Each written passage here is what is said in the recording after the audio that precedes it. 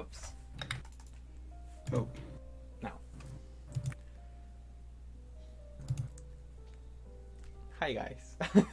uh, can I do the small introduction in Spanish for the people who are like from a chat? Oh yeah. Yeah, go ahead. Hola chicos. Pues hoy es la gran esperada entrevista con Meg de Archetype.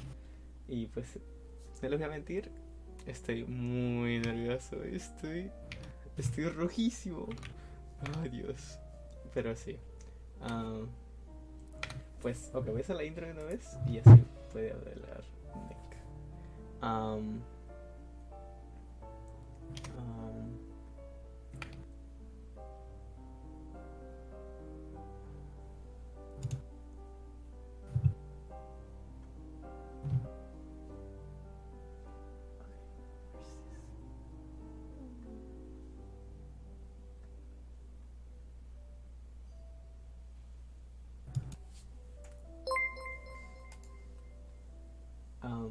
Thank you for the follow.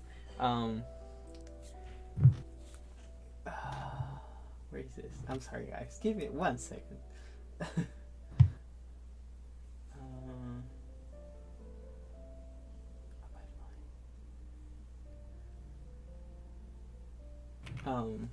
Well, guys, welcome to the second episode of Resin Talk.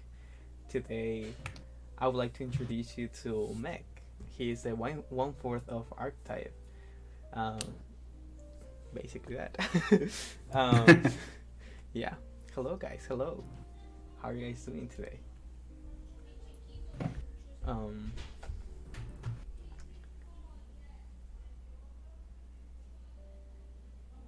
Hello there.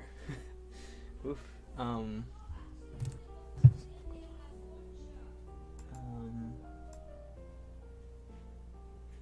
me see if I can. Wait.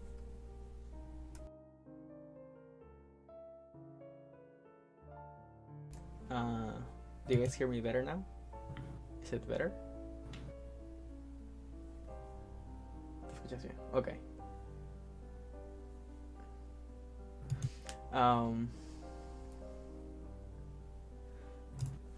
Let me lower the music here.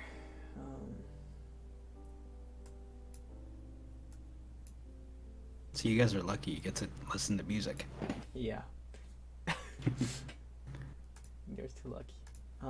I mean, they're getting a free art design. I don't know, man. I wish I was them. True. Very true. Would you like to start by showing off which one is it? Because I never showed them because I never opened the package. Oh, okay. Yeah. So this is like a real Yeah. unveiling. Yes. Got it. Oh well, let me see. Yeah, go ahead. See. I might have already shown it in our Yeah. Discord, but Spoil the it's fine. secret. Yeah. Okay, guys. So this is the package that he sent me. I'm here for the art design. Oh, okay, buddy.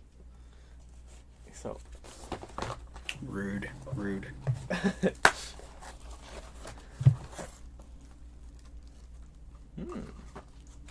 I should remove my keyboard. Let's put this aside. Let's see. So we have this sticker. So I guess this might be the one that we're gonna do. Is it? Yeah, that was the dead giveaway. Wow, it gave it away. Let me see. Is it okay? No, this is the one. Oh, thank you for the sub. This is a collaboration. What was the collaboration with us? It was So that was for Monochrome.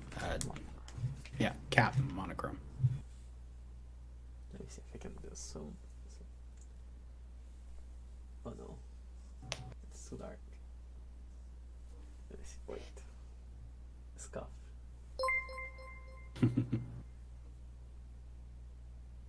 That's better. You can see the monocle.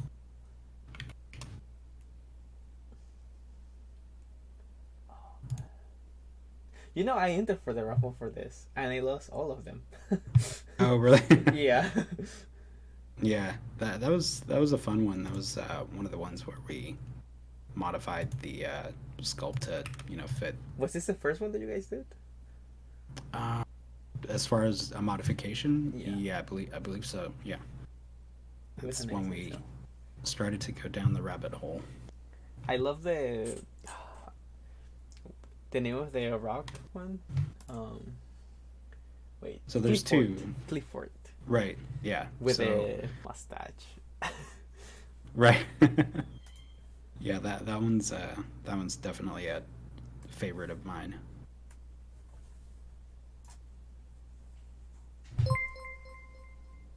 Well, the reason that I was looking forward it was because I got one of the collaborations with Inakuma. You know, this is the first time that I actually won one of the raffles. Oh, no way. Yeah. Well, I never congrats. won. Pretty hard to win. Let me see. They're pretty tough. Do you have a number, like an average, for the people enter? I mean, generally we don't share numbers, but it can fluctuate from raffle to raffle. Right. Sometimes we'll get let's say 500 entries. Sometimes we'll get 1,000. Sometimes in between. It depends. That's rough. I hope Can the be rough. servers. Yeah. The servers. Well, what is this? Well, so what do you think of the cap? Do you like it? Oh, You I happy love with it. Yeah. Nice. I know it's not red. I know you're really into red artisans. Oh, how do you know that? Well, I do my research too. Yeah. I mean, it's okay. Blue, it's fine. I can take blue. Yeah. Red is superior, but I will take blue. Yeah, it's funny. There's a few people in our Discord. Shout out to Tiger, who've been just begging us to make more and more like warm color caps. Okay. And I promise they're coming. I promise they're Promise me coming. more.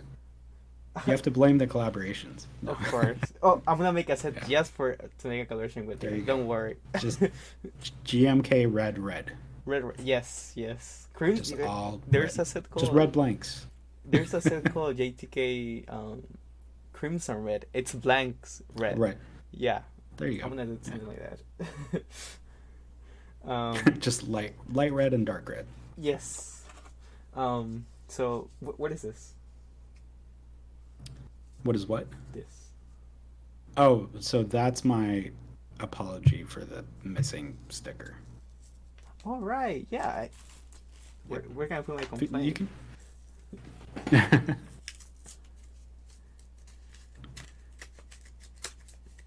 Oh. Oh no. So Oh my god. Oh yes. hopefully that helps out a little bit. Oh. The raffles that I never win. Oh. That's so cool. Oh. Okay.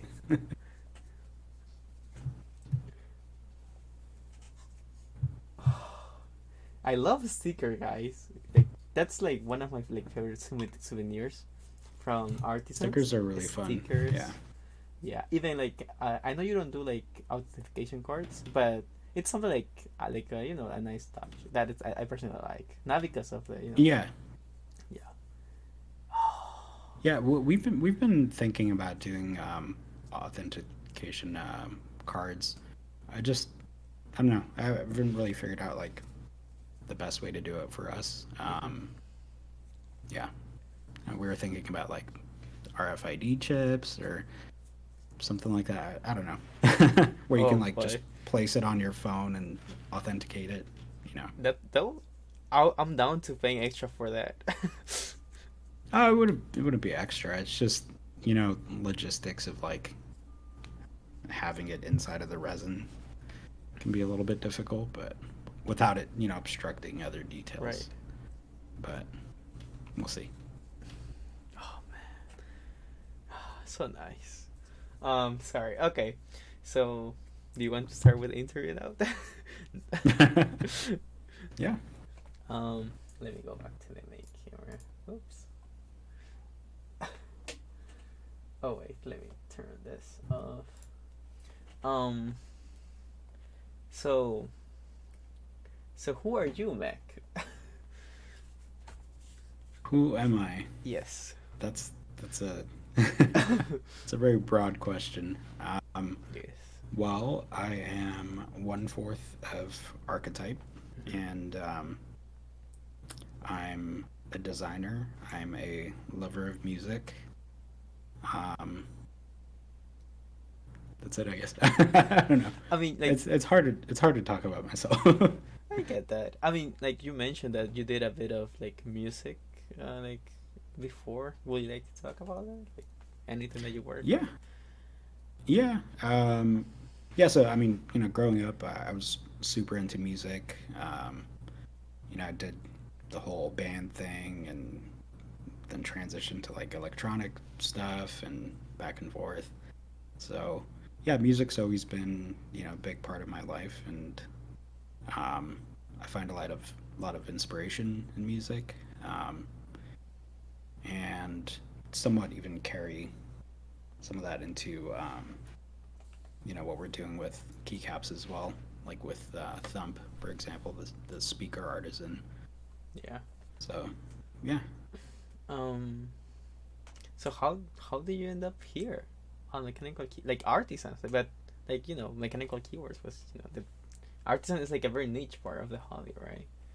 Yeah, no, it is. And it was funny, like when I first saw artisans, I was like, those are really cool. And then I saw the prices, and I was like, I am promising myself I'm never going to get into that. So I was actually a little bit like turned, like from an outside perspective, I'm a little bit turned off by artisans. Not that like oh, that's stupid or anything like that, not by any means. Just it was something that just felt kind of out of reach to me at the time. I just didn't really understand it. But yeah, I mean, my story into getting into mechanical keyboards is probably not very different from many others. I remember I was, I just one day I was like looking for a new keyboard, and I stumbled across, I think it was, if I remember correctly, it was a low profile, like KBD fans, one of those tray mount keyboards, like a 60%, and it had the Mito canvas caps on them. I saw that, and keep in mind I was looking at like Razer and Corsair and stuff like that.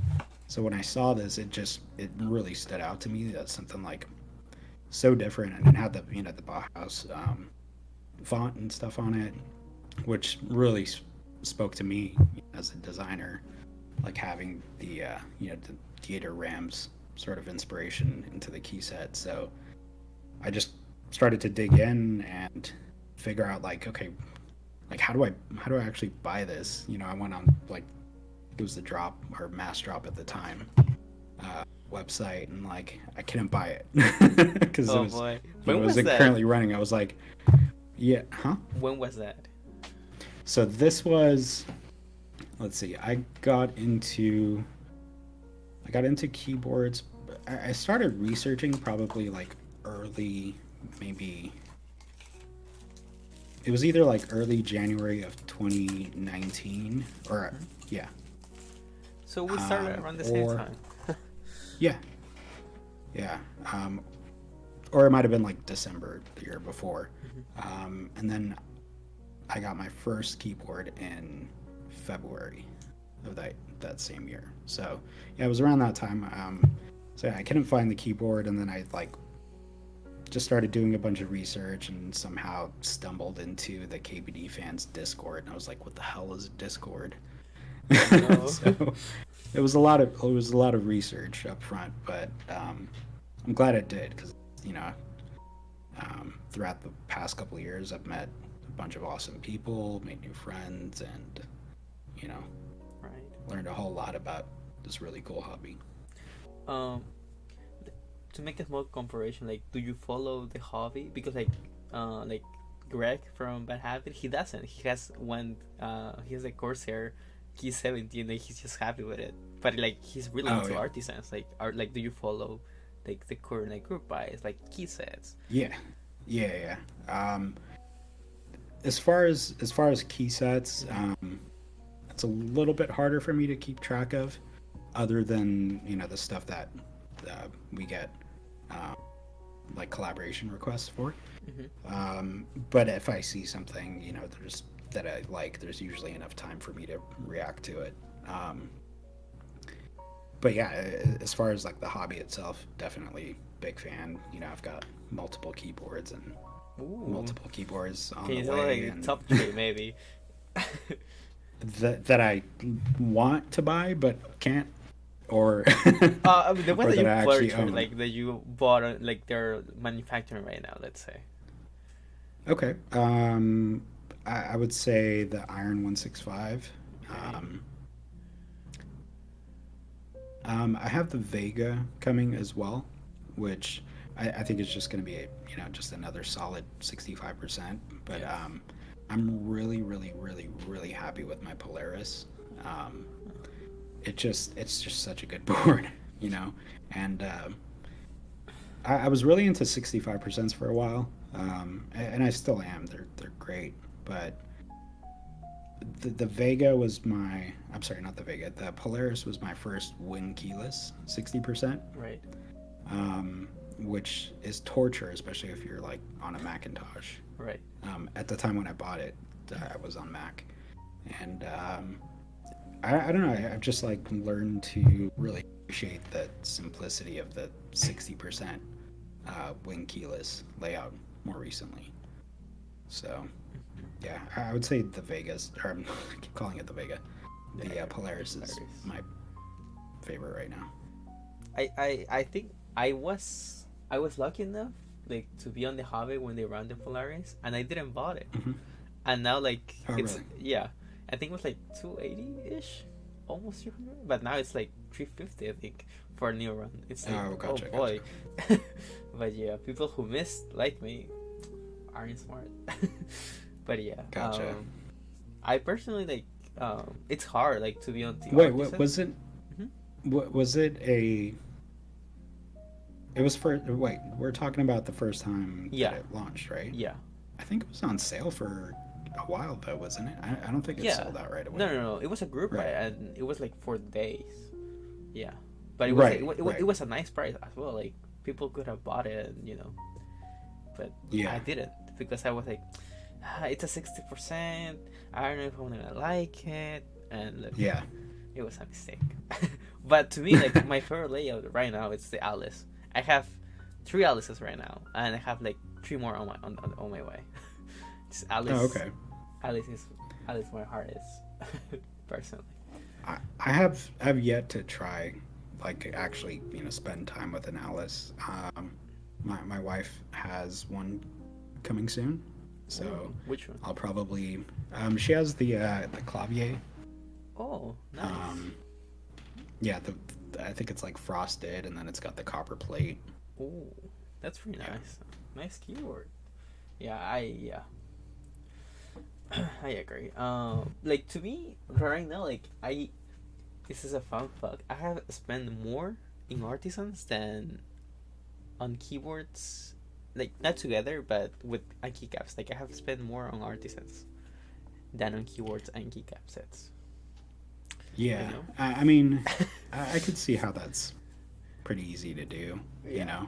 I think compared to artisans, keyboards are few and far between as Yes. far as Yes. ordering them and receiving them and et cetera, et cetera. But there's But- like there's some weekends that you don't win anything, and there's some weekends that I won like 3 or 4, and I'm like how is this possible? Like, what are the odds? I blame you Yeah. for entering the raffle, David. Or something. But yeah, I mean, the only advice that I can give is, try not to enter for anything unless you're like absolutely happy for, if you do win. I mean, like I have an excuse. I tell myself like, what are the odds that I'm gonna actually win, right? Like, what are the odds? What are the odds? And then I win. I'm like, God damn it! But I'm happy. It's always 50-50. The Maybe. odds are always 50-50. You're either gonna win or you're not. I agree.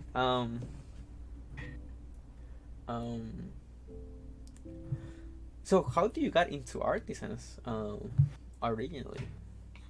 Yeah, so going back, it was around February that I got my first board, and probably within like a week of using it, I decided I wanted to try out artisans. But it was more, it was kind of a weird thing because like I got into artisans and into wanting to make artisans kind of at the same time. Just from my background, with digital design and whatnot, and the resources that I have available to me, like at the time through my brother, with 3D printing. We were just kind of talking one day, the two of us, and we decided like, hey, let's try to make an artisan. Like, I think it would be fun. See what we can do. And we're kind of bouncing around ideas back and forth. Probably some that we still have yet to get to.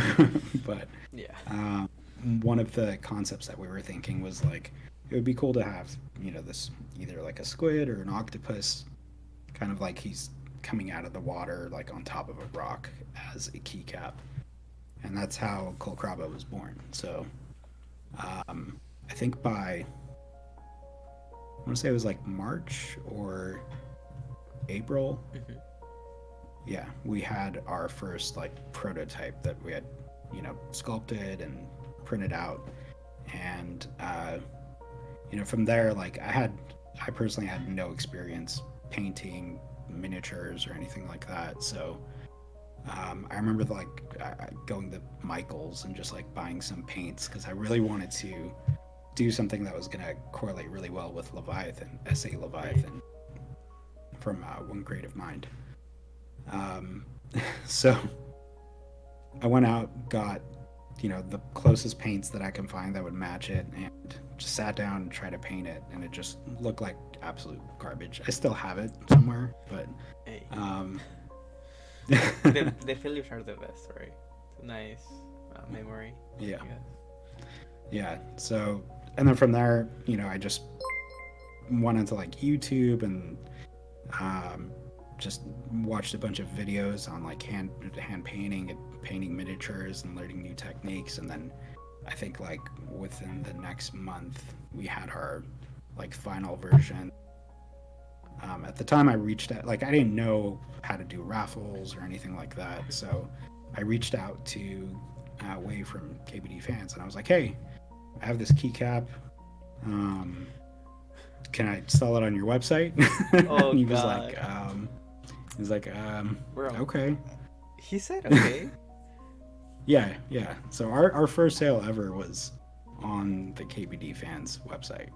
Really? And it was kind of a funny story. Like, at the time, it was just like, it was sort of like a stressful time in our lives. Like, so we live in an apartment complex, and something had happened with like the upstairs neighbor, like their bathroom had flooded.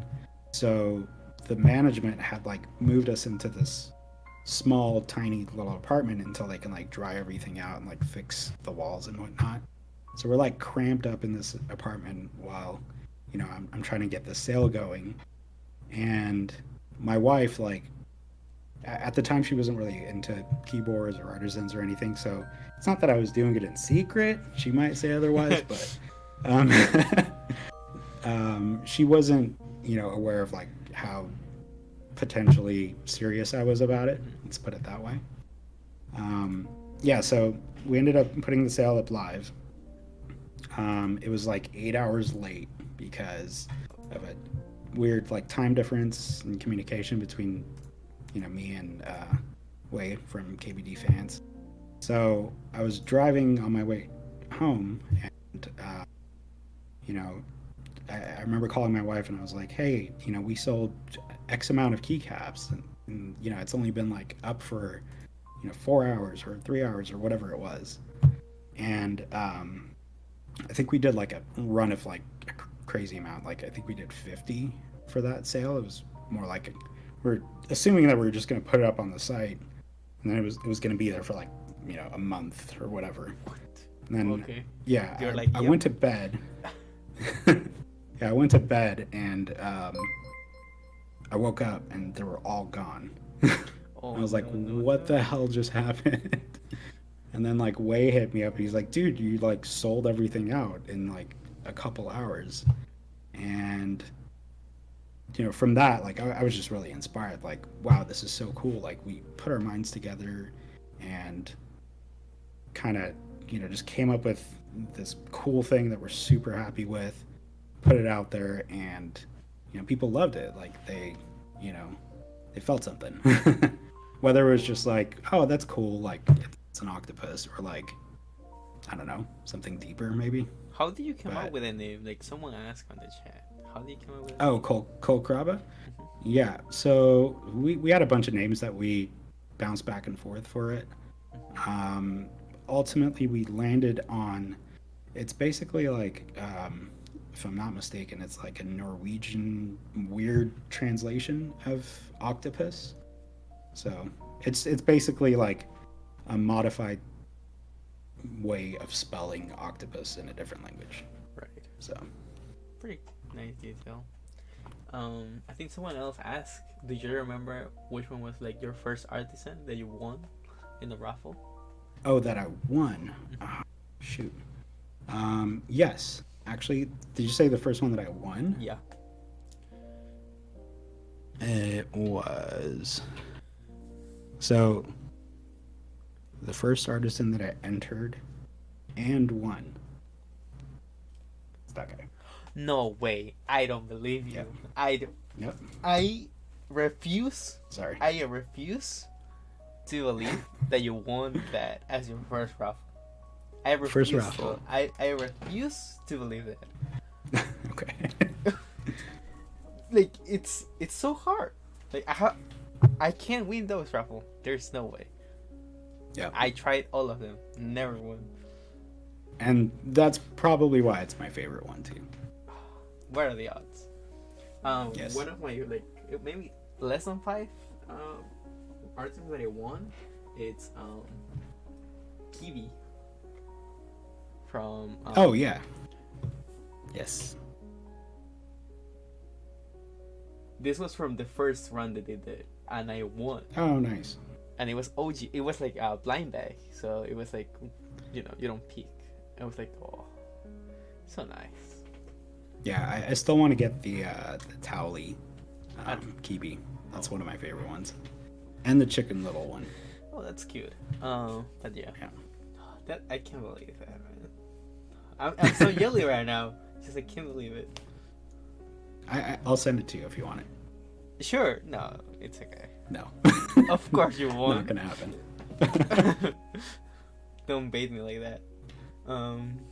Sorry.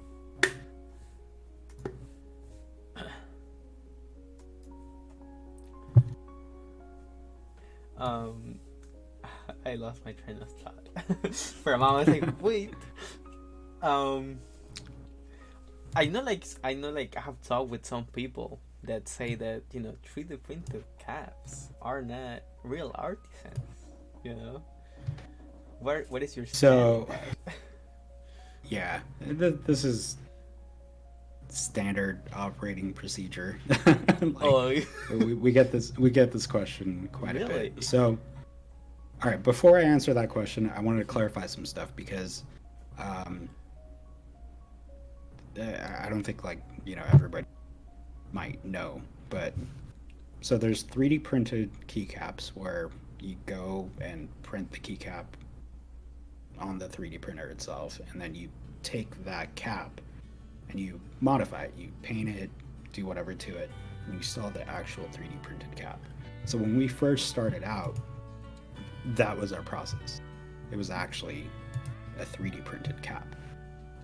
However, since then we've moved on to only creating 3D printed masters, and then from there the master is then finished, and then we actually cast, like, even if it's a hand painted cap, we would cast a blank and then hand paint that. So they're not, the process of creating the cap is using 3D technology, but the caps themselves are no longer 3D printed. That aside, as far as like what I think when people say that, you know, that's cool. Like, I mean, you don't have to like 3D printed caps. It's a different medium, and you know, I think looking at art from a more broad perspective, like not even looking at the hobby itself, because I think if you look at the hobby itself, it's even more accentuated. But looking at art itself, there's so much room for expression, and the medium doesn't matter. You know, Right. you know, you can paint using acrylics, or you can paint using oil paints, or you know, I've seen people use the palm of their hands to paint. Yeah, You know, it doesn't matter. Or you can paint digitally. You know, that's true. Yeah, I mean, like, So. to me, the reason of asking is this because like I had literally argues with people about artisans that were like, yeah, what Clackies do, it's like those are not artisans because he 3D prints them. I'm like, what? yeah, It's just like, I mean, I don't agree with that. Yeah, You know, I don't think that Art Keys puts any less effort into his work, or I'm sorry, Clack Keys Yeah. Puts any less effort into their work that anybody else does. You know, the tools are different. Yes. You get an undo button, but you know, you kind of get an undo button with clay as well if you know what you're doing with save states. Not saying it's the same thing, and I have a ton of respect for clay, and that's definitely something that I for sure want to experiment with and try my hand at, and I'm more than open to. I'm not going to limit myself, you know, So yes, really. and just 3D. There's no point in that. I honestly I agree. It's just, well, I think even Clack is like he puts so much effort and he does like sells like continuously, and I think they're like in stock, like fulfillment, right, and for days. Yeah. I think what he does is actually pretty cool, and like the packaging and everything that he does, pretty nice. Huh? Yeah. It's very cool stuff. So they are asking, are Rama caps or like Salvon or like metal keys artisans? So I wouldn't put what Rama does and what Salvin does together necessarily. I think there's an artist, like, okay, if we look at Rama for example, first of all, awesome. I love Rama. So much respect for them. But I think a lot of their newer stuff has more, I don't want to say artistic value, that's not the right word, because I think everything that they do has a ton of artistic value, but I think it has more of like a novelty feel to me, the same way that you would have like a novelty key with your GMK key set, right? Okay. Like, that's still art. Right. But is it an artisan? I don't know. You know, I think it can be. I think what Salvin does is probably a little bit easier to call an artisan, because a lot of his like finishing processes and stuff like that, it's you know, it's a little more involved than just the machining. But I wouldn't say that they're not artisans. Yeah. So I know that's kind of a vague question. Yeah. It really depends, you know, like when I think of artisans, I think of, you know, something that's like either 3D printed or, you know, clay sculpted, casted in resin. Like when you get to metal, I don't know if like when I say artisan, like it doesn't really click in my head, but that's not to say that they're not artisans. Right. I just think of them more as novelties, if that makes sense. I don't know. No, I agree. I can see your point that you call them novelties. I actually I would agree with They're that. still beautiful. Yeah, I agree. I only have one from Rama, but I have the Jim K Coffee collaboration with the bean. Let me see if I can show people. That's the Rama. Oh yeah. Like I think it's filled, right? Like if there's a leather cut and it's filled with resin, I think, right? I think. Yeah, no, I don't know if they fill it with resin or like enamel, probably. Probably. It's like an enamel film fill. I think I agree with you. I think they're just novelties. They're not. They're not. But don't tell that to Rama, please. They're artisans if you want them to be artisans. Yeah, I agree. Yeah. Cool. Which keyword is that? This is a Meridian from IO as well.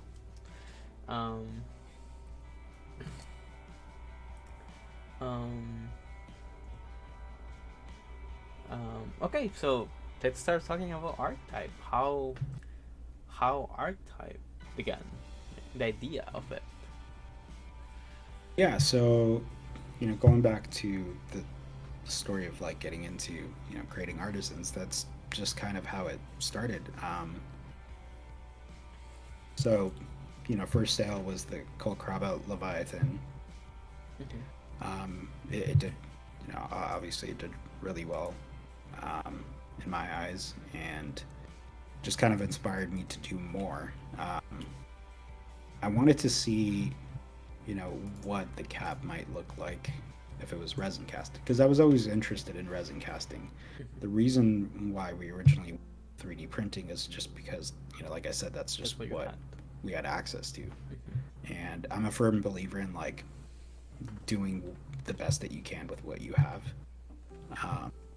So I reached out to Prime Caps, and I was like, hey, do you want to do a collaboration? Oh no. And they said yes. And then our second release was the Cold Crab Luna, which was a collaboration through Prime Caps. So we sent out our masters, they made molds, did the caps, and we did kind of like a joint sale. And then from there, it's just like, what can we do next? What can we do next? What can we do next? And we started working on new sculpts and developing things further and further, and just trying to see where we can take it. That's very cool. I'm surprised that like Prime said yes, sure. I feel like so far the people that have interacted with like artists, like this is a bit of background for me. Like I don't really like talk with them, right? So I want the artisan, then I'm done with it. That's for me. That's the whole process. I get the artisan, right. Like, oh, this is so nice. Let me put it on my box. But I'm not like oh yeah, make. I don't go and ask like the maker, oh, what do you think of this? What do you think of that? I know like there's a community for that, right? But I'm like, yeah. For me it's like, yeah, I'm more like a lurker, right? But like I know people are like really into it, like discussing like the art design itself, like the colorways, and like this is the reason that I'm doing the interview, because like I want to know the people behind them. It's just like pretty nice. I like I was surprised that Greg said yes. Now you hopefully I'm not sure who's I'm going to interview next, but it's pretty cool. Like most of you seem so open, like to work with each other. Yeah. It's I don't know. I mean, that's one thing that's like that I really appreciate about the community, is that everyone is so willing to help each other out. It's not like, if you look at the people that have been in the artisan making community, for example, for like the longest period of time, it's always the nicest people. It's always the people that look at the pie and they go, there's enough for everyone. It's not like oh, I can't help you because you're gonna take, demand away from me or something like that.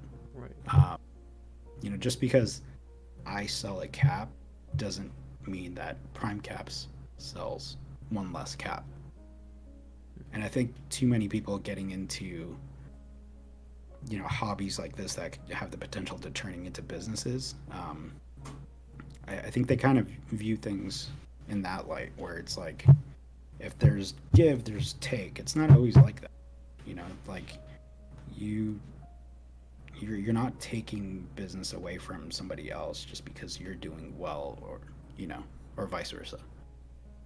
All right. So yeah, everyone's like super nice for the most part. That's pretty nice to hear, honestly. So back to Archetype, like, what can you tell us about its members, right? Because it's not only you, right? Yeah. So it's me, my brother. So me and my brother started the company with a good friend of ours, um, and more recently, my wife has been a big part of the company as well. Initially she started off with like just helping with whatever she could here and there, but now she's taken on a bigger role. Like she's doing casting work. She's doing like airbrushing work and just kind of being wherever she could be of use. And that's kind of like, it's also kind of the mentality that we take with everything, whether it's designing packaging or taking photos for the next sale, or designing a new cap. Like there's no hard fast rules like you do this is your job. Like whatever you feel inspired to do is, you know I think that's where people see the most amount of success, because you're passionate about it. I agree. It's pretty nice, honestly. How do you want to talk about it? About like the other sculpts? How did they come to be? Like Clifford, I think that's your second sculpt, right? That you guys made. Yeah. So Clifford, if I remember correctly, I was at work, and I remember my brother and I had been talking about like, oh, we should do like we were trying to decide what the next sculpt was going to be, and we're like, maybe we should continue with like these like mythical creatures and monsters and stuff like that.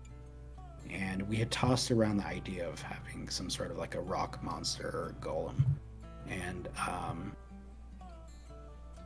I was just at work, and like I don't know, the idea just kind of came to me. Like I had a pretty good idea of like what his facial expression should be, and I just grabbed like a post-it note, just sketched it out. I think I have a picture somewhere. I'll send you the original sketch. It's not great. It's not great, that's okay. But it's part of it, right? Maybe for the next time you can have it. Yeah. No, and it just like captured the the proportion of his eyes versus like where his mouth was and stuff like that. So I got the gist of it, and I showed it off, and everybody was pretty into it. And then we tried it out, went through like some iterations and changes. Like originally the eyes were a lot smaller, and it was even more realistic looking, and we adjusted that. And that was actually one of the sculpts that we had initially considered, like, okay, if we want to get into casting, like, because your mindset for a 3D printed cap that's going to be painted is pretty different, yeah, than something that's meant for casting. So that was one of the caps where we wanted to leave it open for that, so that if we did want to cast, is it going to be castable? Because I can tell you right off the bat, like, Kolkraba is not cast friendly. Yeah. I mean, you learn the sculpt, and you find new methods and ways of working through those issues, but in terms of optimization, it's not there for Cold Grabba. You have the eyes on the side, so that's multiple shots and Yes. stuff And like then that. you have to turn around and the other side. Like I can't imagine like how much this cost, like the how to do this, right? Those small details, honestly. Yeah, it's Um, tiny needles. Yeah. Well, what about set? So you are you actually going to have like a whole set like mythical creatures, right? Because I think you have I don't know, I didn't wrote the name down. It's like a bird, right? You have one bird as well. The griffin, the baby griffin. Yes. Yes. So Contrary to popular belief, he is not a fat chicken. Stop calling him a fat chicken, please. No, now I will. Now I will. Yeah. No, I don't think we have anything set as far as like, oh, we only want to do mythical creatures. I think just based on like, what movies we were into growing up and stuff, we tend to gravitate more towards that stuff, the more fantastical stuff. But that's not to say that we're not open to other types of sculpts. So, Right. Well, the reason that I said that is because maybe you can guys have like one set of just like say like the one set of set Clifford, and then another one that's like similar with the same like theme, right? And then like, oh, here's this theme of mythical rocks. I don't know, something like that. oh, gotcha. Yeah, because like let's say like Arceus has like their set of the kingdom, right? The king, the crown. Right. So I was thinking something you guys could do something like that, Yeah, and that's pretty cool. Somebody said dick butt in chat. Shout out to David. I would be totally open to doing just a team of dicks. I'm sorry. Can I get a commission for that? Yeah, it's okay. I'm usually not that. I'm usually not this formal. Yeah, okay. Yeah, I'm very informal. Honestly, it's a mess. It's very scuffed. Just for this, I try to behave. It'll be like the A team of dicks. It's gonna be great. Like I'm a mohawk one. And yes. It'll be great. Can I get a commission for that? Yes. So one of the questions that I had here is, do they have like a story behind them? Like, because I know the Cool Cover was the first one, it might not have like a story developed specifically for that, but maybe afterwards, right? Or do you have anything like for all the sculpts that you are making? So this is probably a bit of like a remnant of my experience with music, but it's not that they don't necessarily have a story. They usually have some sort of like, speaking for myself personally, not the other guys, but for me, there's some sort of like an abstract story. Like when I think of Kolkraba, like there's a clear visual of what the emotions are, what that background story is in my head. But I generally like to leave that stuff like open for interpretation.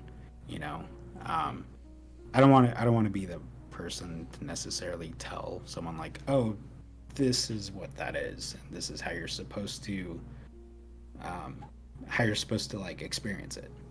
Because I think that's a powerful responsibility of art, is to inspire, not explain. Okay, that's fair. I can see that, honestly. Yeah, that's fair. But that being said, like I would love to experiment with some storytelling.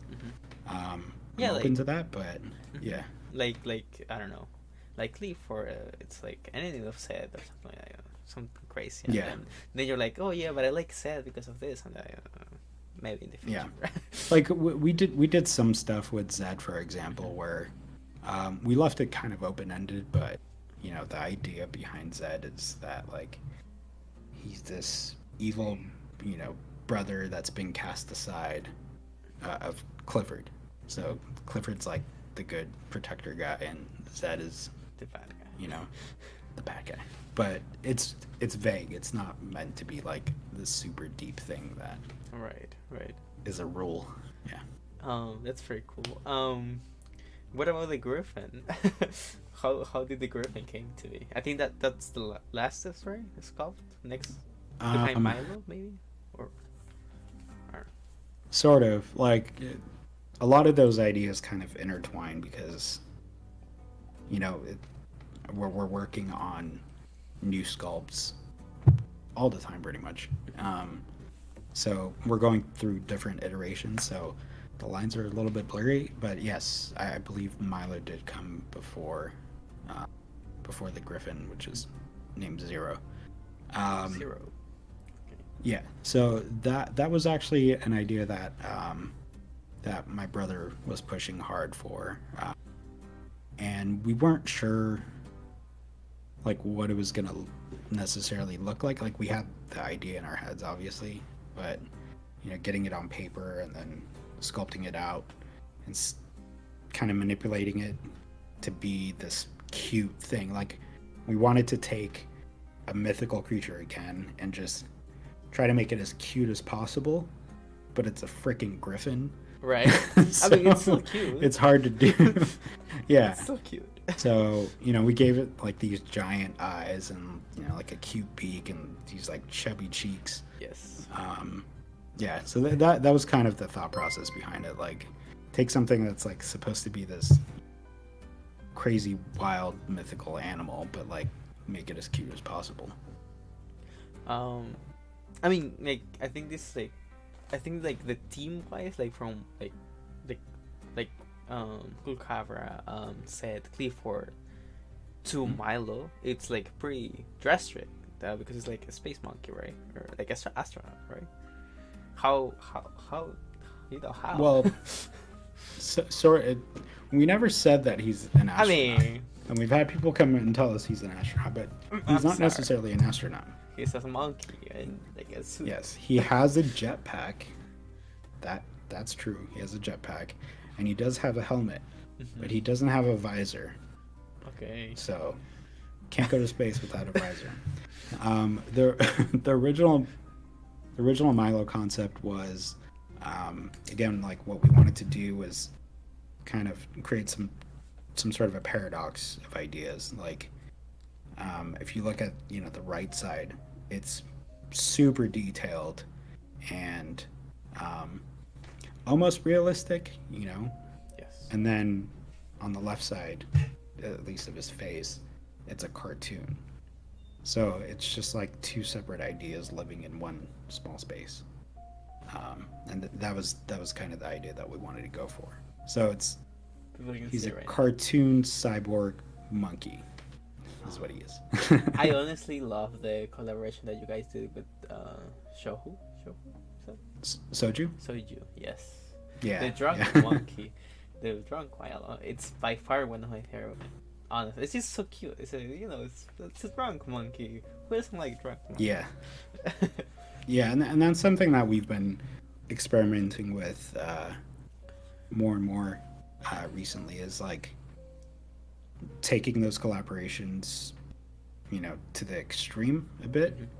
Like, not that there's anything wrong with just, color matching the colorway, because I feel like that's what most people expect, but Yes. like actually modifying the sculpts to fit with the collaborations a little bit more. So I know, I totally get it. It's something that I fun wouldn't expect. It's something like the first thing that I saw the monochrome collaboration, I was like, what? Are they really going to make it as like a new sculpt for like a new like a small detail for each one? It was like mind blowing. And now you guys are doing it for like, I mean not all of them, but most of them, right? Like have something that makes them unique. I love that. It's definitely not all of them. Like I don't think maybe that 50%. I necessarily wanted to. So far, it feels that way. Yeah. Yeah, it's probably half. I can't say much about it, but if you enjoy that aspect of what we do, keep an eye out for, say, Ramses. That's gonna be a fun one. Can I have more luck? I can want them, but if I don't win, Why are you gonna pay me like that? No, that's true, and you know, I wish that we can make artisans No, for I get everybody, that. but then, you know, I know it's something like you don't like you don't like to talk, but would you like to dodge maybe on numbers? Not like maybe like an average. Let's say like, oh, we got this amount for this raffle. An average. Would you like to do that? are you talking about entries that Yeah, we get? entries and maybe maybe an average of how many sculpts do you make per cell, maybe. Okay. Um, yeah, I mean, we generally don't talk about our numbers. And I actually spoke a little bit about that on the Mex on Deck interview. So I won't rehash all that, but I can say for entries, it's, you know, it's different depending on like how popular the colorway is. Like if we're doing a collaboration, for example, because if it's something that's like, you know, let's say modern Dolce or whatever, and there's a ton of demand for it, you tend to get residual, you know, influx of entries because people just want stuff to match. But yeah, it really depends. Like, you know, anywhere from 500 to 1,000 entries. Sometimes it's just, yeah. Yeah, I mean, It can it's good to fluctuate. hear. That's honestly good to hear. Okay, how do you guys come up with Pepe Hulk? I mean, to me, that's yeah. I'm sorry, that's top one of the ones you have made so far. Honestly, top one.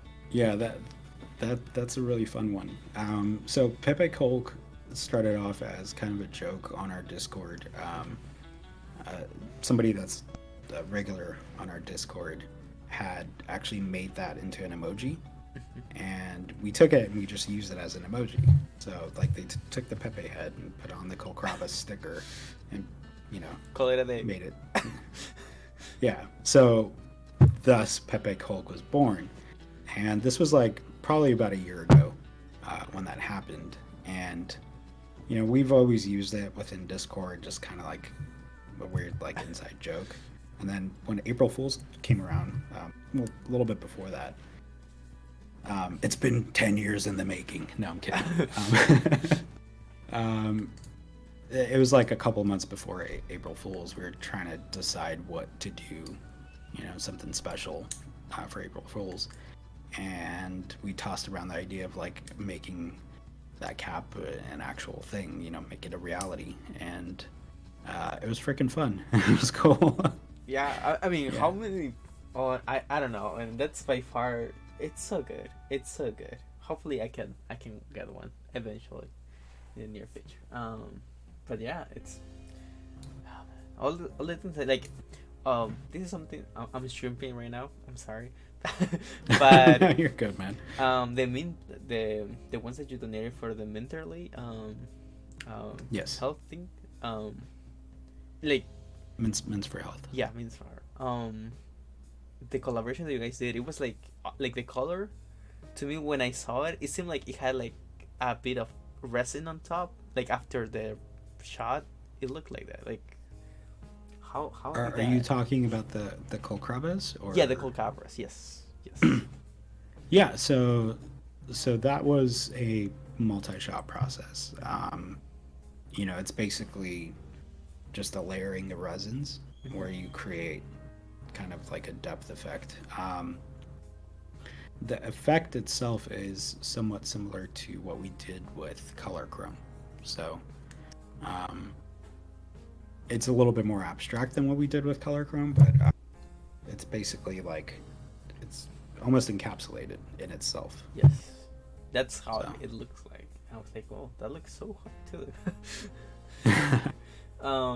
So one of them asked, what cap makes the most work from the team?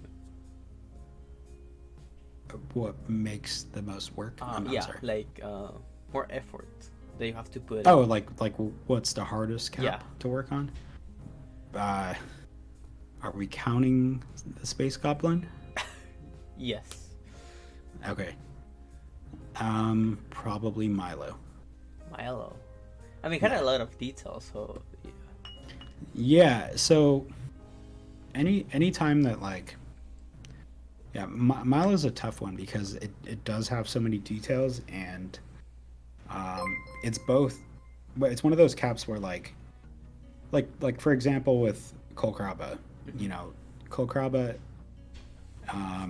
is probably hard. Like I said earlier, is probably harder to cast, but it's in relation to casting, it's easier to paint because everything is accessible from the outside, whereas resin, nothing is accessible from the inside, right? Right. With Milo, it's difficult either way because things are not accessible from the outside or the inside.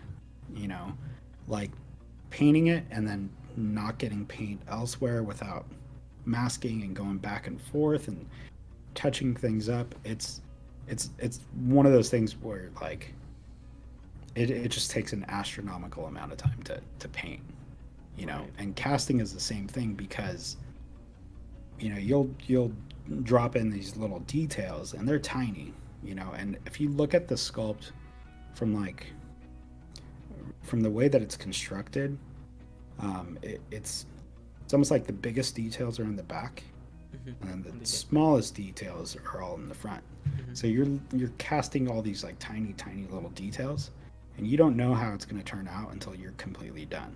So you take it out after spending, you know, hours and hours on. Yeah. You're like, oh, you know, this detail like leaked over into this detail at some point during the casting process, and because it was behind layers and layers of resin, like, you didn't even see it. So there's a lot of that shit. But yeah, it's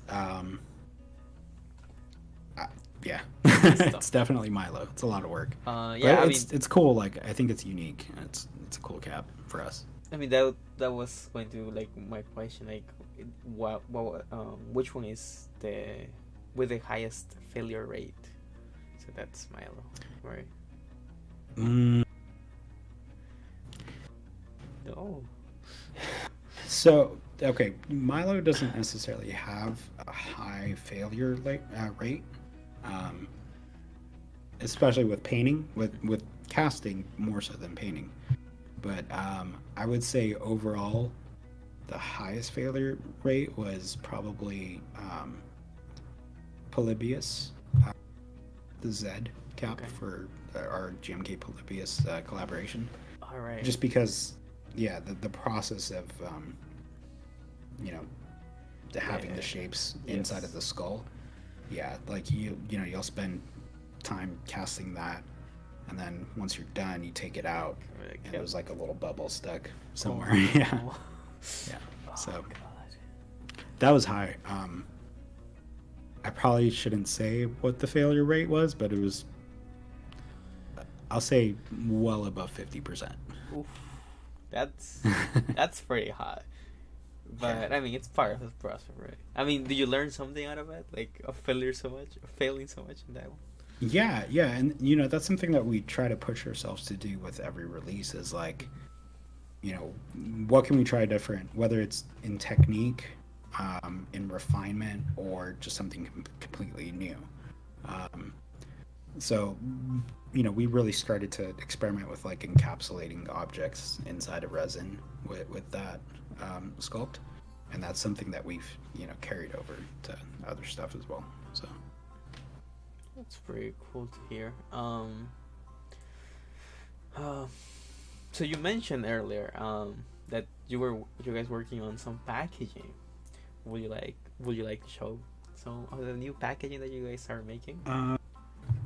Yeah, so it's in the shop. I don't want to run away, but if you give me a moment, I think, if I'm not mistaken, I believe my wife posted it on our Discord.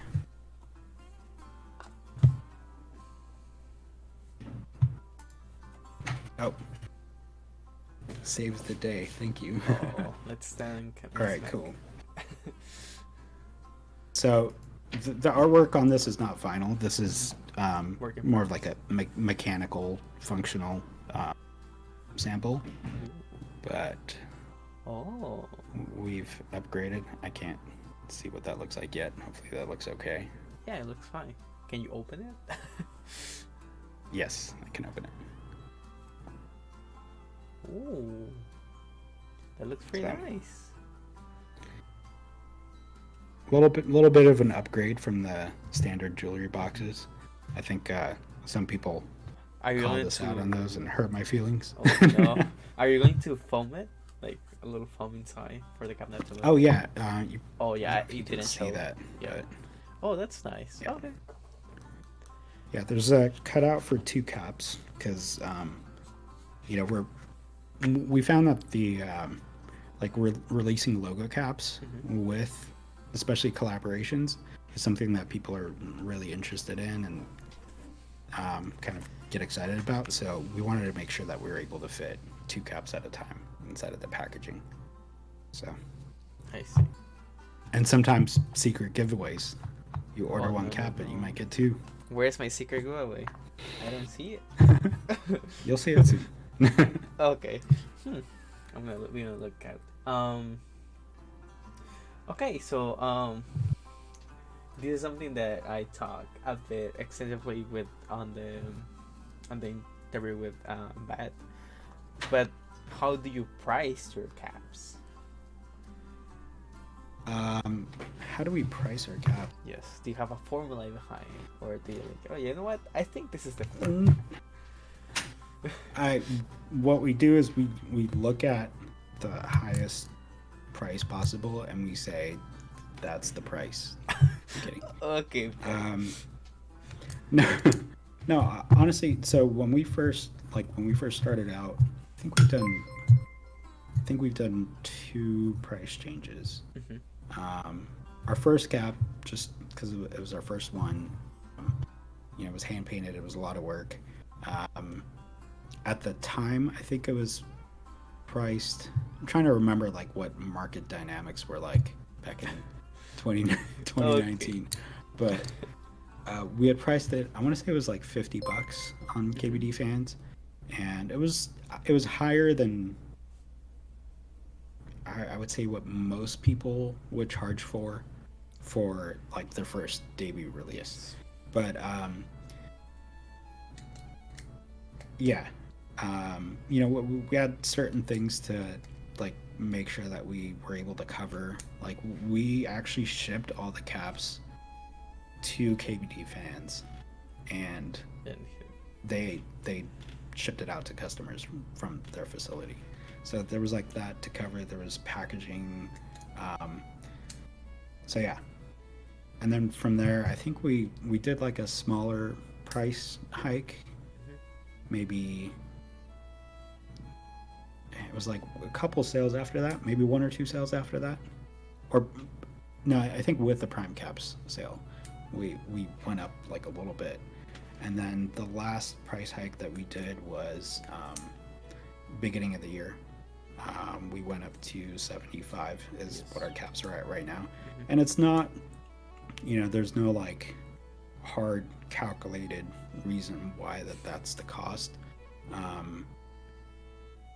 Yeah, I don't decide the pricing, so I'm probably the wrong person to ask. Oh no. But Who's the person? no, it's just it covers costs. Like we have our own place now. Like we have our own workshop. We have to consider like developing new products, like working on Chronos, we're working on a keyboard and stuff like that. So I think all of that gets kind of mixed into the pot. That's fair, honestly. Because I would be a liar if I said like, oh, it's just to cover our costs. It's not to cover our costs. Like we're at the end of the day, like we're a business as well, and we have to be able to sustain ourselves too, Yeah, I can see that.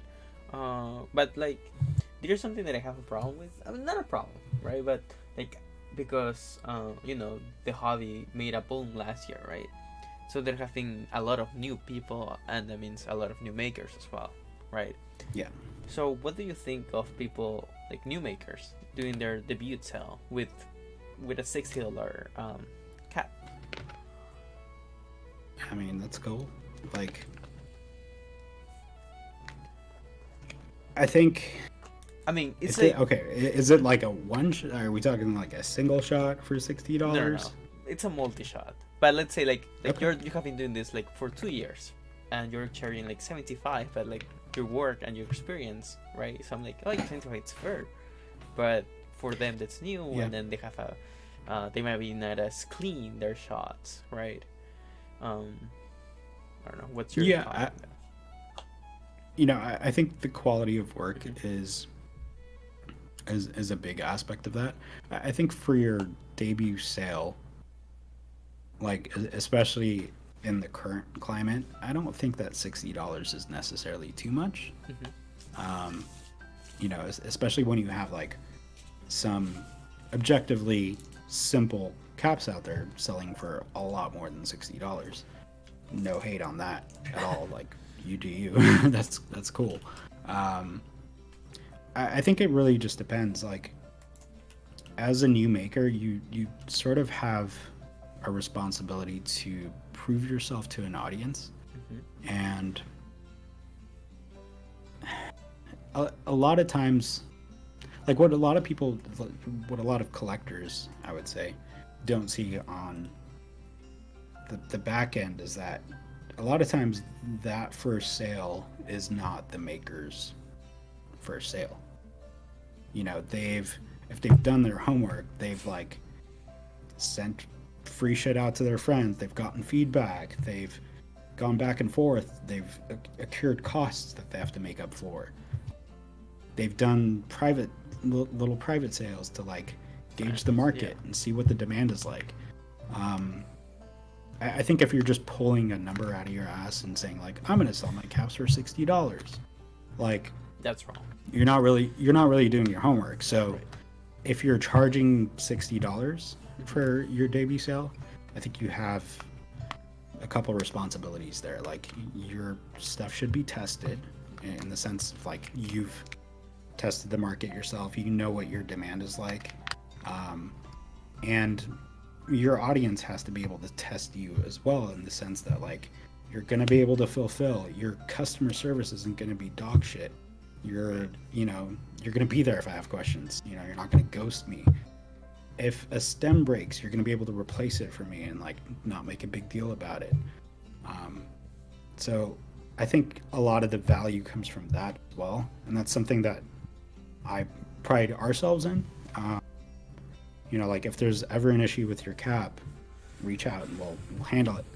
Sometimes like stuff happens, people are people, and we might forget or like miss some things, or take an extra day or two to respond to emails. But I think that's something that kind of gets overlooked with setting your price as well. That $60, like if somebody's charging that $60, what's behind that? Are they just doing it because somebody else is? If that's the case, I don't think you should charge $10. Okay, I get that. I mean, that's a pretty reasonable explanation. I think maybe I know that was lengthy. I'm sorry. No. I mean, I want those lengthy answers, honestly. I can see like why you say it. Like I can understand, and maybe more makers should see something like that, right? Maybe they should watch this. I think I didn't thought of that. Like, are you like the willingness of replace a cap if you broke the stem, right? And like, do you have a period? I don't know. This is a personal question to you. Do you have a period of time that you're like, oh, you know what? You broke the stem. How long are you allowed to ask for a new one? Let's say, right? As an example. I mean, we don't have like a specific set warranty period. I think it's all circumstantial. We're all reasonable people, and at the end of the day, us, as Archetype, we're fans of the hobby. So I don't see like I don't see not replacing somebody's cap as an opportunity to sell them a new cap. Because like, excuse me for, if this sounds arrogant, this is not how it's meant to come across at all, but if I don't sell you a new cap, like, I'm gonna sell it to somebody else at the next raffle sale. Like, I don't have to like try to get your sale. So I'd rather help you and like get you a replacement or fix your cap or whatever, so that you will enter the next raffle sale, than just be like, oh, sorry, you're short out of luck. So if you take a freaking hammer and you break your cap, I'm probably not gonna be too happy about that. But yeah. I mean, I asked because I get that, right? Because like, I don't put my caps on the keyboard. So let's say I'm waiting for Inakuma. What's a keyboard? Okay. Let's say like I'm waiting for GMK Inakuma, so I'm gonna test it out in a year from now. Will you be willing to like help me out and fix it for me? Or yeah, that's all I wanted to hear. Well, another part is that, do you take commissions, or did you ever took a commission? So I have a picture somewhere. I did, like, I think it was after Luna. Yeah, it was after Luna. It was just on Discord, and I was like, hey, if anybody wants commissions, I'm taking commissions. Like, I think at the time I was charging like $80, and I got maybe 3 or 4 requests, 5, something like that. And it was all hand-painted stuff. Did the commission, sent them out. I've seen a couple of them on Mech Market, you fuckers, and that's not cool. No. I mean, are you mad about them selling them at the price, or just because they're selling it? I don't know. Like, commissions are a little more near and dear to me. As much as I would love to do more of them, because I think it's fun to like explore your caps through somebody else's eyes, which is why we have like the colorway channel on our Discord, like for people to submit their requests. Because if we see something that's like really cool, we'll usually reach out, like, collaborate a little bit back and forth to realize the idea some more. But I digress. It's just hard to do one-off commissions because so much of what we do relies on each other. Like, if we pull one member of the team away from like running the next sale, it really kind of hampers things and makes it difficult for us to like get back into the groove. So just with our current schedules, it's really tough to take on commissions. Like we do a ton of collaborations, so the best way to get a commission is just to make a key set and make it really cool and then ask us to collaborate with you. I mean, I'm making a key set, but it's not red, so what do? Oh, okay. Yeah. All right. So that's... How are you making a key set that's not red? That's what they tell me. It's just the inspiration. You go to jail. Yeah, you go to jail. I should.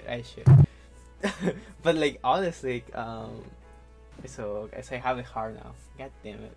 I guess I gotta make a red set. It's just, I feel like red is not as popular, so it's hard. It's a hard sell overall, but whatever.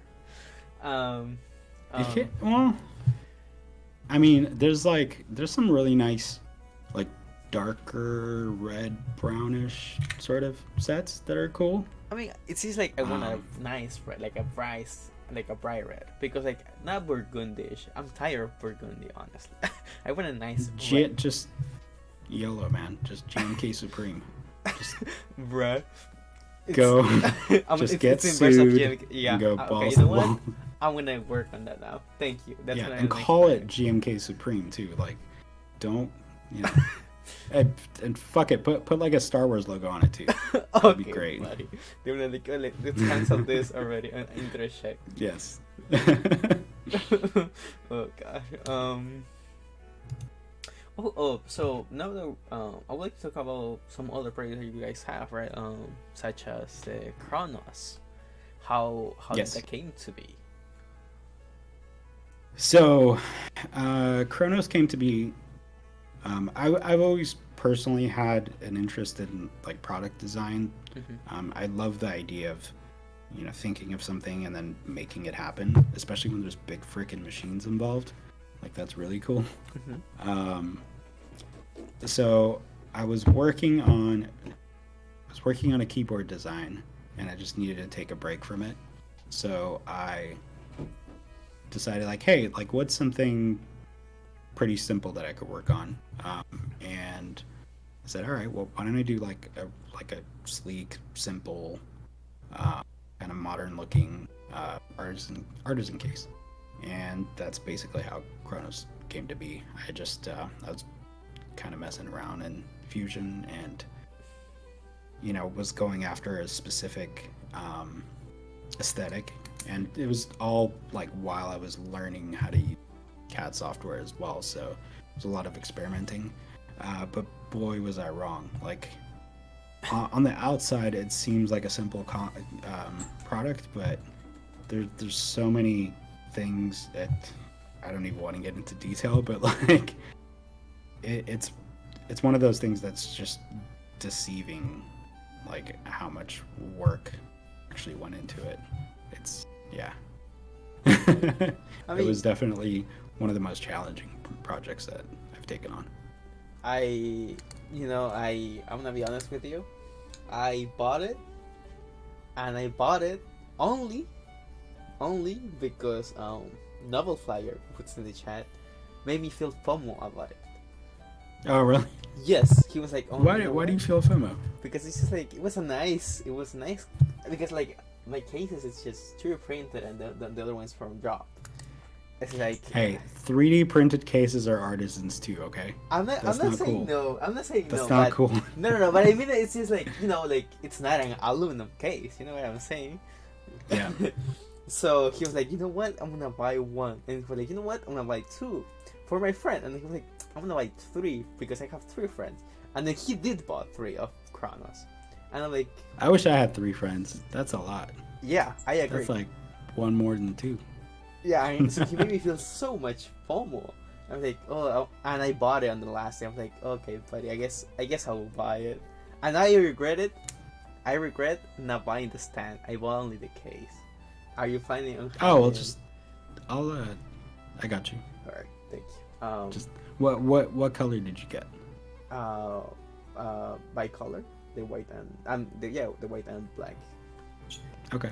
Yeah, I think I might have at least one extra leg, so it might be kind of like this way. Okay. Okay. I don't mind effective. All right. But yeah. Can you do a red though? Nah, just kidding. If you want though, I have to be careful what I say. I mean, it's like Bib sets like GMK dots. It's like this is a joke set, but if you want it, it doesn't have to be a joke. Right.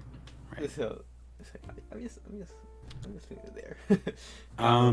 I can say that if you missed out on Chronos and you're sad about it, fear not. What did you say?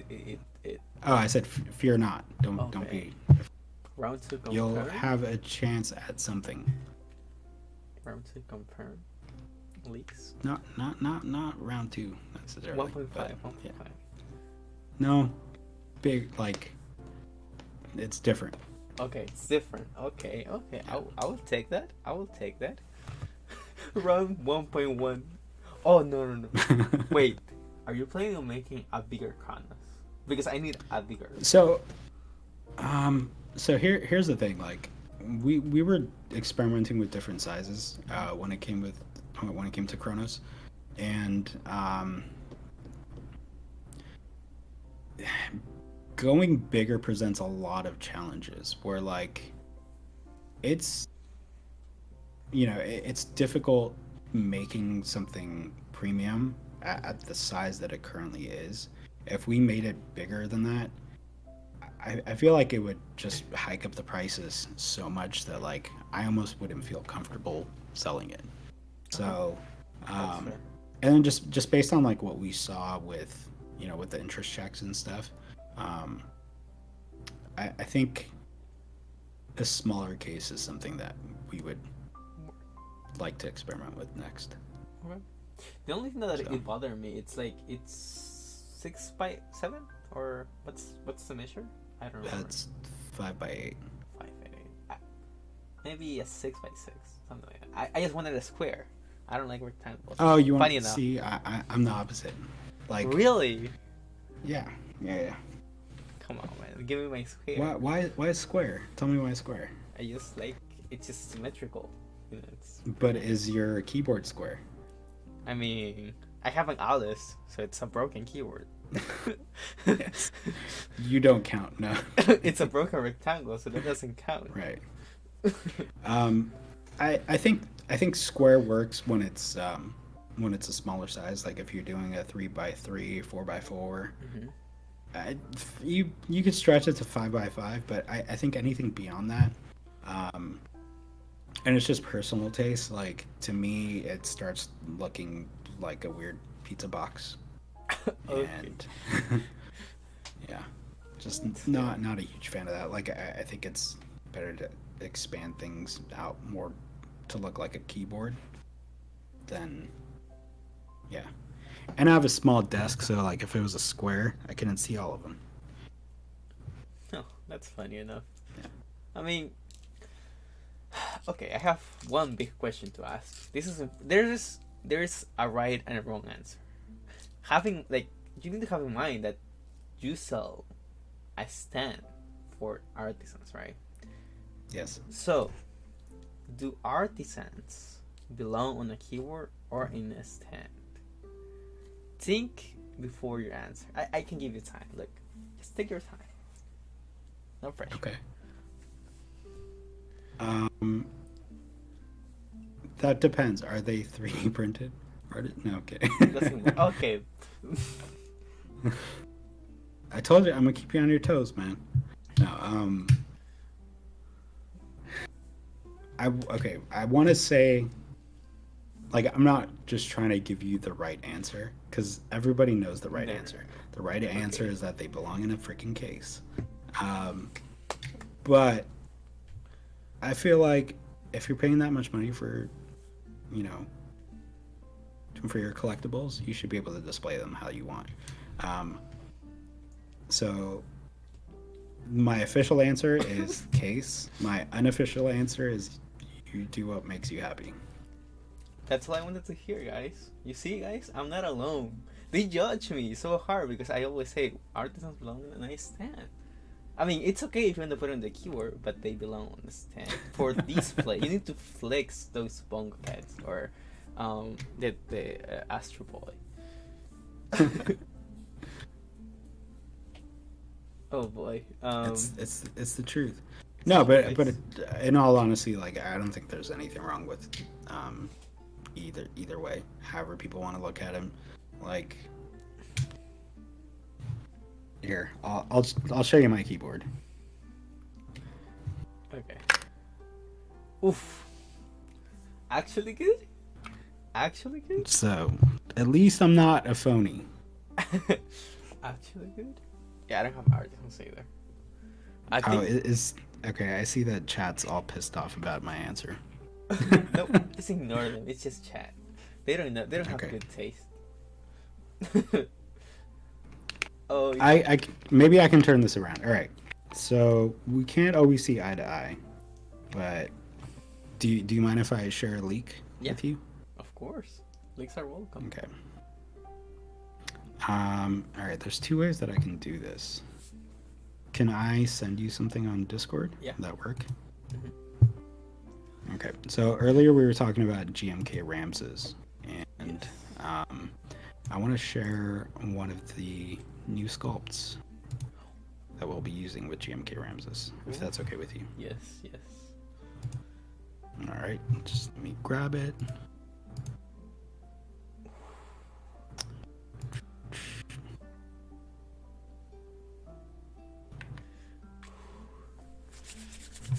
Sorry.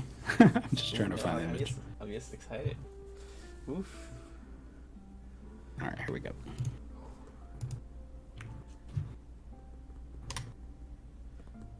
And then I'll share it in person too. Actually? Oh! They almost saw sorry. it. It's okay. Wait. Almost saw it? Wait. Oh. Okay, you can. Just show it off. Just show it off. Then I will show you the picture. Focus camera. Nope. Oh! Mega nut. Yes. Oh my god. Actually good? Actually amazing? Oh my god. I have to show it in the picture. Oh, so good, man. Wait, give me a second, chat. I'm gonna put it up for you guys.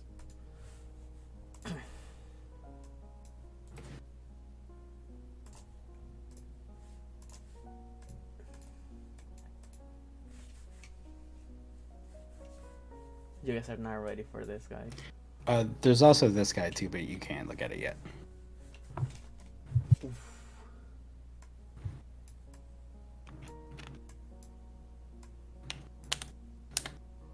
Oof. Oh god, this is so good, man. This is so good. Thank you, appreciate it. Oof. Oh man. And then there's gonna be a Pepe Colt version of it too. Oh No, no. Kidding. You're not. Okay, buddy. Okay, nice bait. You know, oh god, you're playing with my heart. I love Pepe Hulk. Come on, man. Egyptian chicken? Okay. Nice Egyptian chicken. Oh, it looks so good. It's a griffin. It's a thick chicken, boy. And I just want to say that's a master, so that's not the colorway or anything. Of course. But, dude, the details. There's so much you could do with this. Yeah. It's gonna be a fun one. Unfortunately, it's only gonna be used once. Oh no. Oh, you need to remember for this. essay. You need to. Yeah, maybe. I mean, we'll see. It's just it's catered to the theme, so of the set. So. Wow. Yeah. I can't believe it, dude. Yeah, so some people are gonna be saying once. No, I mean, so the sculpts that we do specifically for collaborations, there's no like official stance on them. It's not to say that we won't ever run them, but our initial thought process is that we're only going to run them. If something comes up where it'll match, or there's an overwhelming desire for us to run it again, we will. But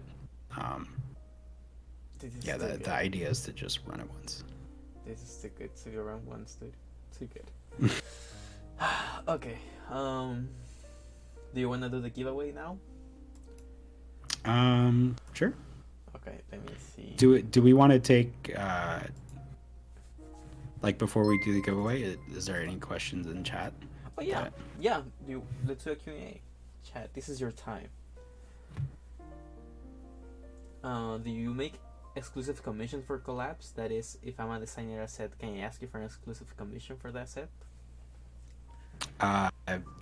If you can clarify, like, do you mean something different than what we're doing for the set? I think he just meant like he's the owner of the set, and he wants to do a collab with you, and he wants one of them, like his spot basically. Yeah. So with set designers, we always tend to offer that to them, just because they're so close to the project. I feel like it would be unfair to not, allow them to have a spot, because they're such a big part of the colorway. So in that aspect, yes, like you can get the caps. Oh, I'm actually working on a set. All right. I'm actually working on two sets, but one it's going to be released on May. But you might be booked already, so it's okay. But yeah, so that's another thing too. Like, it happens pretty often where, unfortunately, like we'll come across a really cool set that that we want to work on, but we just can't because there just isn't time. So, like, what I encourage people to do if they want to work with us on collaborations is reach out to us as early as possible. Like, it'll be hard for us to confirm anything unless there's at least like a group buy period in the works, because we like to schedule stuff out and like make sure that it's solid. But the sooner that you reach out to us and kind of keep that, at least keep it in the back of our minds, the better chance that we have that we can actually make that happen. Like right now we're at at least several months out with collaborations, so yeah, too late. yeah, it's like 3 months or more. A2 Works asked me if I would like to know more about 44%. What do you mean? Oh, he's asking about Minerva. Oh, yes. Wait, it's a 40% keyword? It's actually a 44%. So if you go to our Discord, there's some information. No, it's fine. I can shoot something over to you, but this is something that we've been working on for quite a while, on and off, and it's essentially a 44% sort of. I'm trying to get a picture over to you. One sec. And it's going to be our first keyboard release. Here we go. I'm actually working, like the set that I'm working, it was targeted for 40% people. Like it is targeted. Okay. I don't know if you saw it. It's nice. Called DSS Sencillo. It's free. It's obviously a warp set with accents. Oh, very cool. Yeah. Looks pretty nice. Yeah, nice. I can send it to you later if you want. Yeah, I'd love to check that out.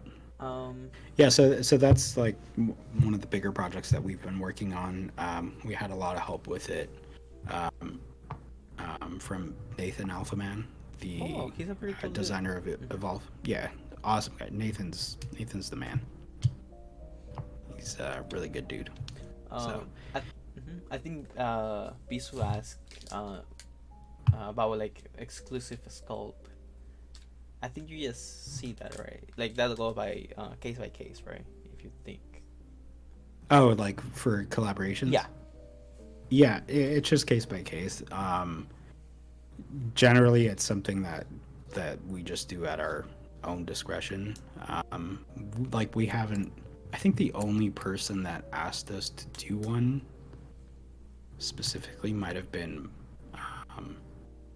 Jay Saints for Monochrome.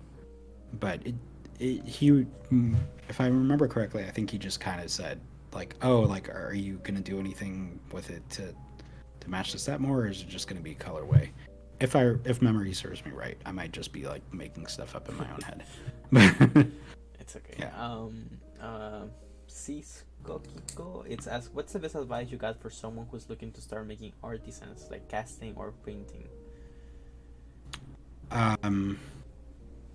So the best advice that I can give you is find the best reason to do it. Like what I see is a lot of people like who are starting out tend to get in their own way.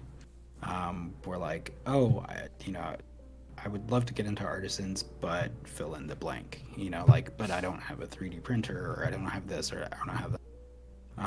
Honestly, like, if you want to go the traditional route, all you need is some like kitchen tools and clay just to get started.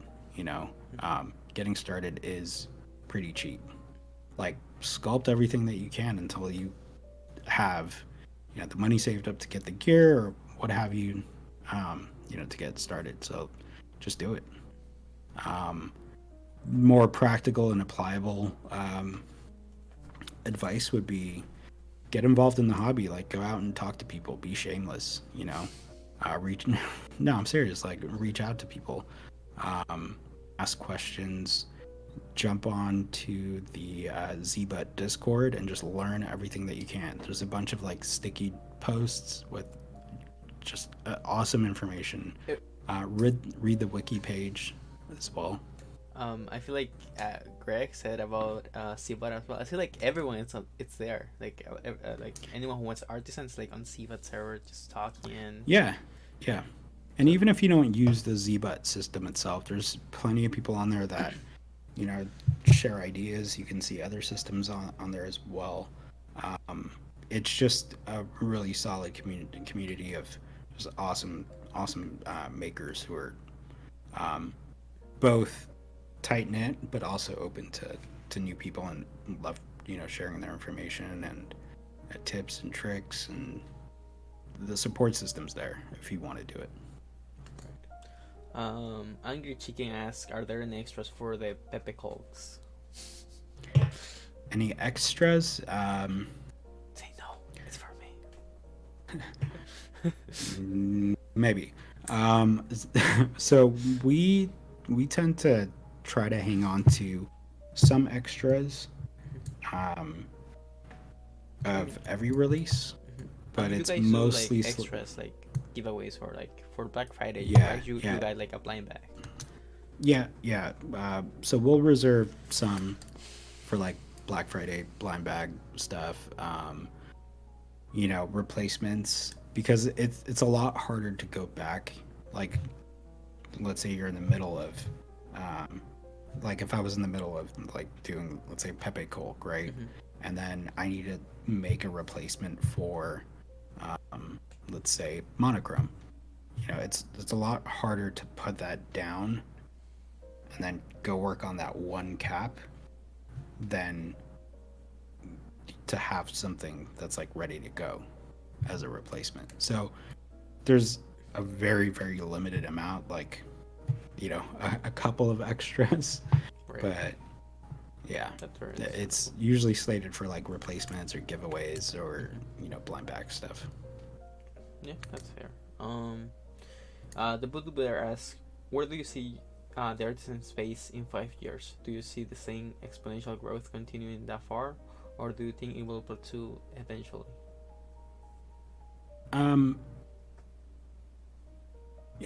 It's hard to say. Like, if you look at the community as a whole, not just artisans,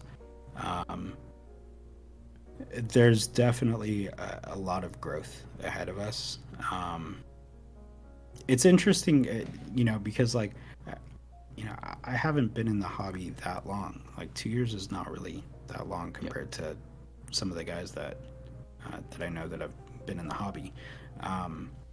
And even in those 2 years, it's a crazy change that's happened. Like, in stock sales, like, what? I know, right? That's unheard of. Yeah. Like, I can go to Novel Key's website right now and get a set from Bip for Beep. That's kind of crazy to me. So it's exciting to see what's going to happen with that as far as accessibility. Like, I know that there's probably a fairly large percentage of the community that wants to keep things small and like that likes the fact that it's like rare and harder to get stuff. But I think as long as we take care of each other and keep our eye on the prize in terms of like staying true to that community spirit, I think the growth is going to be good for us. Being able to go out at least to get like the basic stuff. Like I remember not being able to buy freaking stabs for a new keyboard. Oh boy! Like, it was rough. I think that's what I'm mostly excited for. Like the barrier to entry is becoming more and more accessible, and I think that's really cool to see. But with artisans, it's hard to say because it's it's like any other art. Yeah. I think, like, my personal opinion in that is that I think it grew more just because of COVID, because everyone was stuck at home. So what did they do? Buy things, right, and explore their desk. And I think that that's a big factor. I think that the reason that it grew as much as it did last year. I don't. You know, I hear that a lot with COVID, but I don't think that. I think it's important to define the distinction between growth and acceleration. Huh. Maybe. You know, acceleration is what was already bound to happen, just happening sooner.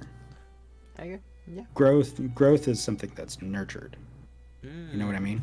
Right. Like, misuse the word then. if it was just artisan keycaps or just keyboards that experienced this growth through COVID, I would say, okay, that, you know, that makes sense. Like, that is a result of something directly happening because of COVID. But if you look, like, there's other industries that experience both, you know, the same type of growth as well. So I think COVID helped accelerate, you know, that aspect of the hobby, you know, where demand shot up and supply kind of shot. Well, supply was everywhere, but you know, you see an influx of new users and you see an influx of creators trying to meet that demand. I think it intensified, but yeah, that's not to say that it wasn't going to happen because of COVID. And I think the next 5 years are going to be really exciting. I'm looking forward to that. Looking forward to your future projects as well. Have you considered doing a fulfillment sale in collab for X number of, by, like you said, I don't know, something like that? Yeah, so I'm trying to think if there was I can't think of a fulfillment sale that we did for a GMK set, or just any set in particular, but we have done some fulfillment sales. Well, I think we did. Okay, so we've done fulfillment on like the M87 and M88 caps, which is just a single shot blank black caps that we do for Black Friday. Yes, I and then we also do we did a fulfillment sale on the Space Goblins. Yes, so I mean, that was before. It was so long ago. Yeah, I think if we were to do a fulfillment sale now, it would have to be capped at a certain number. Okay.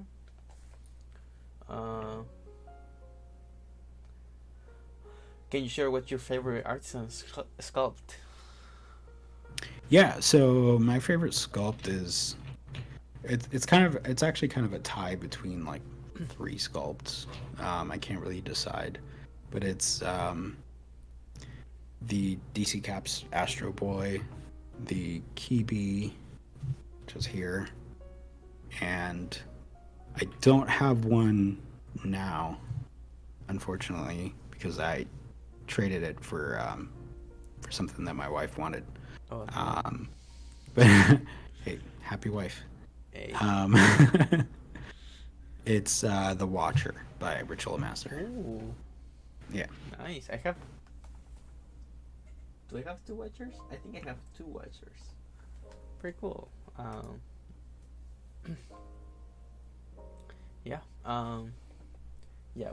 I'm gonna show And you. Blink, if you're listening, you son of a bitch, you took my Watcher, damn it. I'm coming back for it. These are my 2 Watchers. I have one in red. Oh, nice. Yeah. And Very cool. Orangey pink. It's a That's crayon cool. Just one. rub it in. Of course, look, I have 2.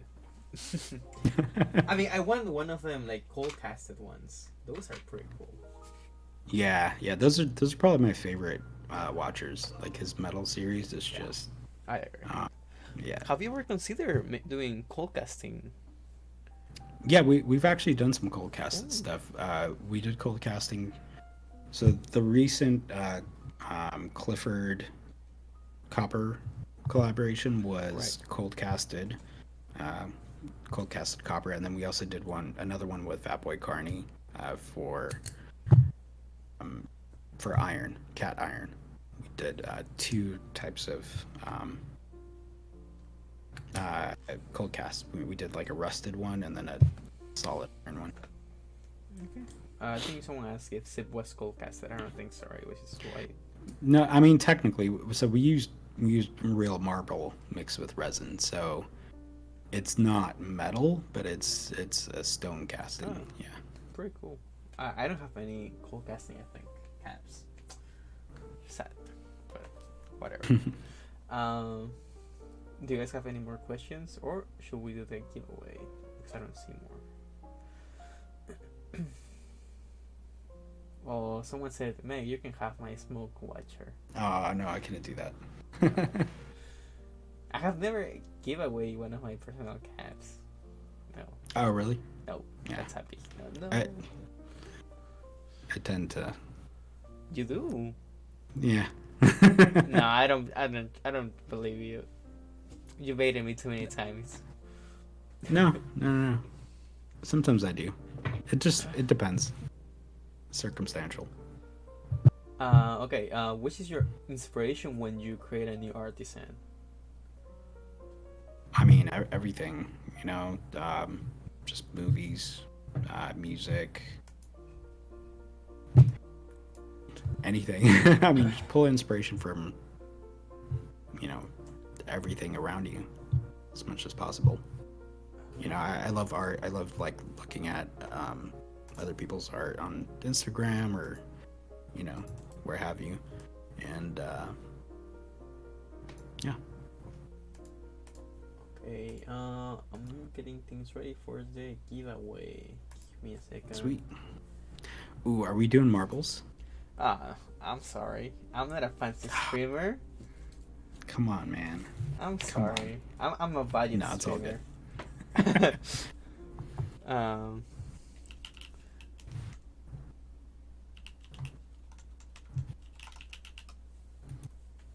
Somebody said now it's Sculpt everyone. streamer. It's so rude. Oh, come on, So guys. You don't rude. have to be like that. You guys break my heart every time. Every time.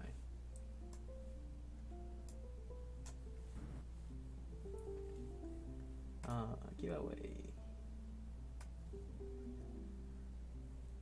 Okay.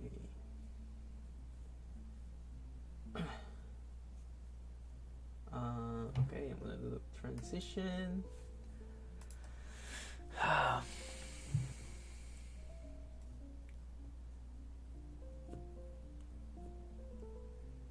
Okay. Do chat? Can you see it? Thank you for the follow, Hotacaps.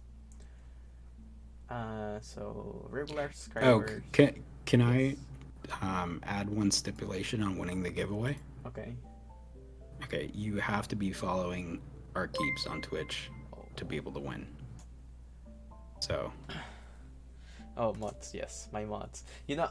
Okay, this is like a fun fact. Like, I don't know. I don't think I'm the biggest collector. I think I'm the biggest collector in my small community, but I try really hard to teach them the bad ways of artisans. So I have compared at least 6 or 7 people to buy artisans. Nobel, the one that I told you that gave me FOMO about buying the case, the Chrono. Yes. That was the first guy that I was like, yeah, this guy, it's my fault that he's this dead now. That's funny. Thank you guys for the follows. Do you want to pick the keyword? I think in true Archetype spirit, the keyword should be dick butt. Okay, that's fair. Dick butt. Yes.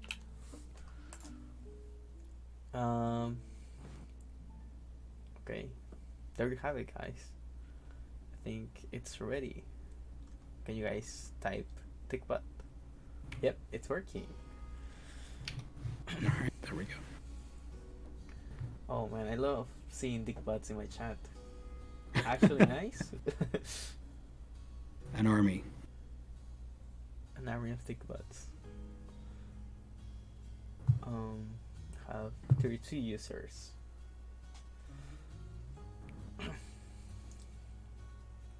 I'm gonna see I can show them what are they going to win.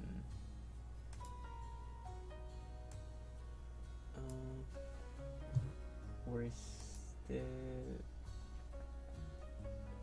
in my oh god, I'm so blind. Oh here.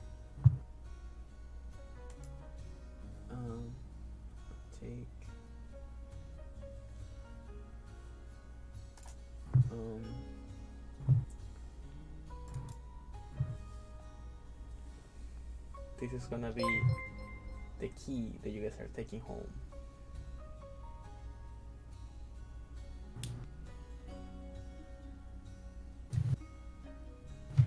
It's a nice cool cover, monochrome collab.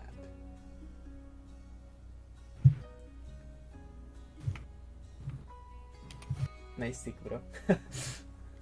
Thank you guys. Okay. So there's 36 people. Are you guys ready? Alright, good luck, guys. Do you wanna do like 3 times? Like the third one is the one that wins? So they can suffer more for longer? Yes. Yeah, let's make them suffer. Of course. Okay, the first person who doesn't win is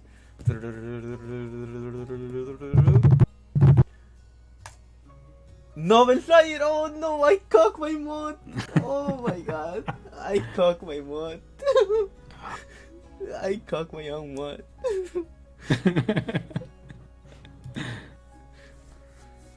I cocked my own mod. Amazing. I'm sorry, Nobel. Why you do this to me? I'm sorry, Noah. I can't believe I can't believe that I cocked him. Oh my god. That's so funny. He's really nice. Like, he has always helped me. I think he's basically like the owner of my own Discord. Okay, next one is. Are you guys ready? Right, who's gonna not win next? Nice! Oh no! Another one. Oh god. He's not my mom, but like, he's always in there. Oh no, This is rigged. No. This is actually rigged. Oh god, I'm so sorry. Wait. Are we doing the winner on the third one or after the third one? Like, are we doing 3 losses and a 4th win? Or are we doing? Up to you. You pick. I'm washing my hands right now. Can I see who we pull on the third one? No, I'm kidding. I wouldn't do that. All right, let's do a 3rd loser and a 4th winner. Okay. The 3rd loser is Big Red. Okay, I don't know him. I'm sorry. Oof. Okay, guys, you still have a chance. All right, this is it. This is it, guys.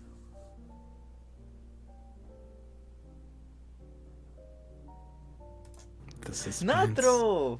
Nice! Congrats! All right, Natro. congrats. Nice. GG. Should we just roll again? Just for fuck fun? No, with okay. Yes, let's do it.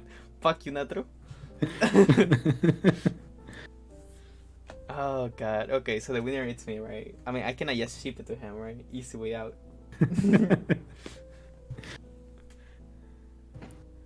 Well, congrats. Congrats, Natro.